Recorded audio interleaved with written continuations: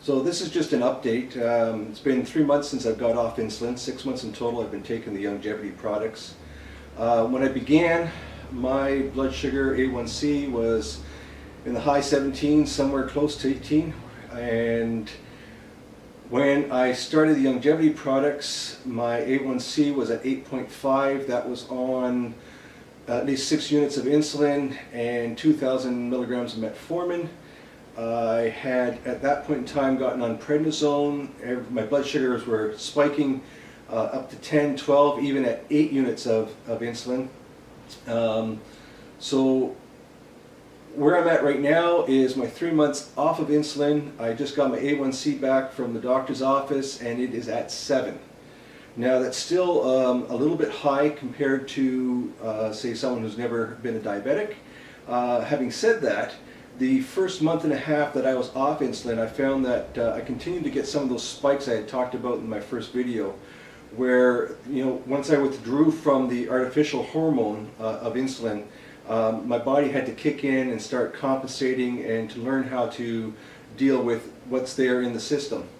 And I found that I would have a day or two of high readings, somewhere up around 10, and then I would go back down to below 6 in the mornings. I think essentially what took place, from my best understanding and from watching some of Ben Fuchs'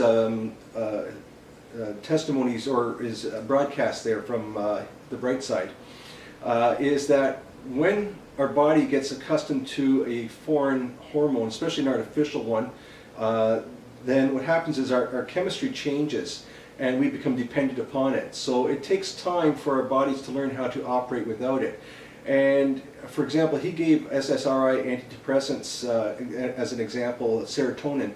It'll take 2 weeks for a body to adjust to being on serotonin. It takes over a month to adjust to it having been withdrawn from the system. So when I withdrew from the artificial insulin from my system, what took place is the body then has to adjust. And I think for a month and a half, I watched that adjustment take place through my body spiking and going to normal for like, let's say, a good month to a month and a half. And in the end, however, my blood sugar levels did in fact level out. Now my 3-month reading, because of all that spiking, sits down at 7, which is still incredible considering I was 8.5 before I even got off of insulin. So I'm looking forward now to the next 3 months to see what happens as my body now is used to functioning without the artificial hormones and to continue to heal and recover.